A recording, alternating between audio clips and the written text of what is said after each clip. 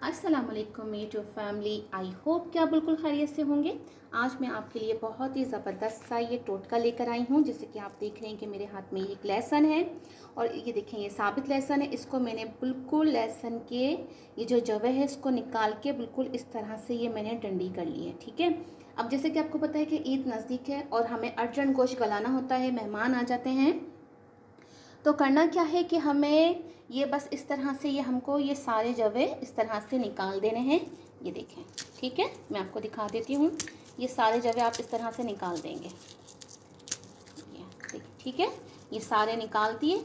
और जब ये इस तरह से ये स्टिक रह जाएगी ना, जब ये एक स्टिक रह जाएगी तो जब हम गोश्त पका रहे होंगे, गोश्त गला रहे होंगे, जब पानी वानी डाल के गोश्त को हम रखेंगे तो ये हम इस तरह से पानी के अंदर, गोश्त के अंदर ये हम एक स्टिक डाल देंगे। तो आप देखिएगा कितनी जल्दी आपका गोश्त गलेगा।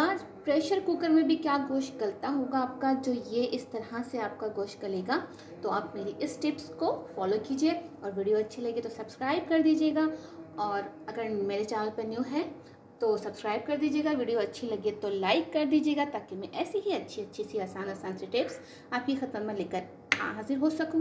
अब मुझे दीजिए इजाज़त एक अच्छी सी और नई सी रेसिपी के साथ। ओके, अल्लाह हाफिज़।